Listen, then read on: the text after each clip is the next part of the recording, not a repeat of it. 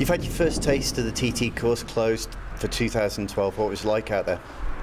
Well, it was wet and slippy, non-slick tyres, not, not very good at all. Less than ideal conditions out there, but is it whetted your appetite for the TT? You ready for it now? Oh, definitely. Yeah, I mean, appetite's always been there for the TT. Don't take much getting really, but no, just to get out on the track and just have a quick look. Even if we couldn't get any real speed up, you can still get a good look at the circuit even with the wet conditions. Still good to be out there. Obviously what we were doing today was setting up some promotional photographs, which meant you were doing runs in the correct direction, also the wrong direction. What was it like coming towards Ramsey on the closed road through areas like the Gooseneck? Well, I always try and make a point of never going around the circuit the wrong way, just saying you've got the circuit in your head the right all the time. That was the first time I've ever been around the mountain course, definitely the wrong way around. And it's a weird feeling when you're coming up to the Gooseneck because it's just a big drop and it's beautiful views to see out over Ramsey and that, but no, it's real bizarre, it is. Yeah. Dave, have you done it before? Have you been the wrong way around the course when it's closed, or is that a first for you? No, that's a first for me, especially on a race bike, but when it's damp as well and you're coming downhill, and we did go quite fast on the run back because we'd done the pictures and the filming on the way up. But yeah, well dodgy. You could easily get it very wrong and be in a wall, I think, going down the hill. Yeah. And obviously John McGuinness was out there today, and at one point you were on the road at the same time. Bit of a new experience for both of you to have a solo out there at the same time. Oh, I think he was a little bit worried because he didn't have a stabiliser on like us. He could easily have gone on his backside, but I think he was messing around with you more than concentrating on riding. It was a bit of an honour for me because I've obviously got Dave on one side and then John McGuinness on the other side, both TT legends, both multiple winners in their own right, and then we were told to work the circuit as we would at racing pace, so I was out for a left one and then all of a sudden I get a massive boot up my arse. I don't think that'll ever happen to my career again, where I get a kick from John McGuinness when I'm on the circuit. And looking ahead to the racing this year, the sidecar is potentially the most competitive they've been for quite a long time.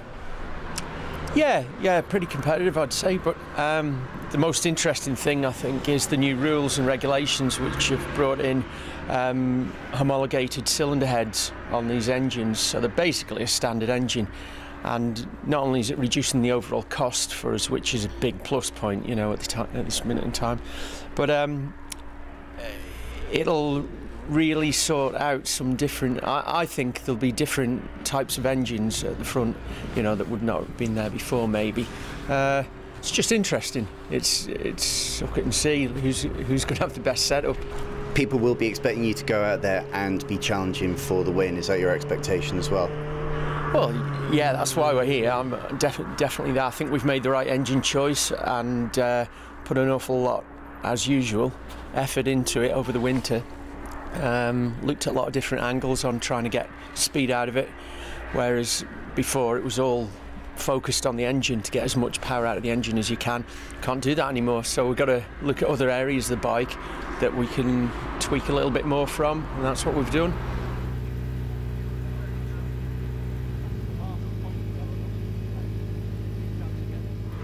Okay, you've been out today doing some promotional photographs for the TT. Slick tyres, wet, closed road. What was it like? Interesting.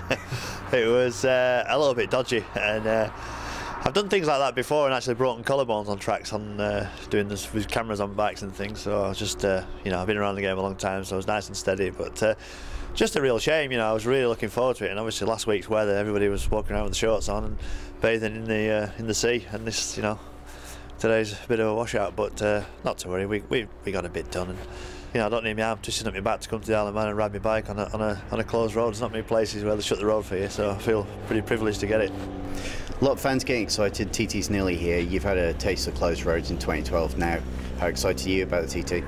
Yeah, well excited. I've lost count how many times I've done it now since '96, so it's 15 or 16. So, that never goes away. That excitement, the nerves, the build up, and over the last few years, doing these press conferences and things, it's just, it's pushed it on forward. So, yeah, really looking forward to it. Got great bikes, great team, great personal, people around me, the wife, the kids, everybody's pumped for it. So yeah, looking forward to it. I think a lot of people are expecting this year to be, one, the most competitive, Do you think you're still going to be the man to beat on Superbike?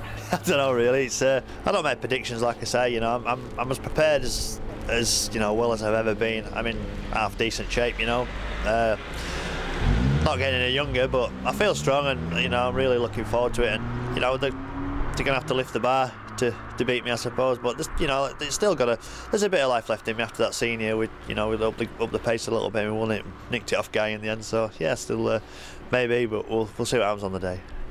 And new for this year, you're going to have a go in the SES TT0 Challenge. How did that come about? They came last year, did Mugen, to have a look at the race, and got excited by it. And went away and built this bespoke, beautiful Grand Prix bike with a couple of batteries in it. So you know, it was an opportunity I couldn't really turn down. I wasn't really looking for an electric bike ride, but when I got offered this ride, I was definitely keen to have a go on it. And it was a hard secret to keep.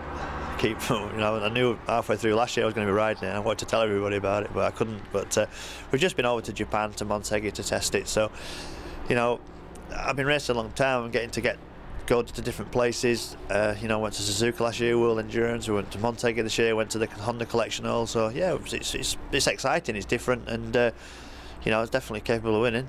Sure. Just going back to today again, you were out there at the same time as Moly on the sidecar. First time you shared closed road with a sidecar outfit. New experience for you as well. What was that like?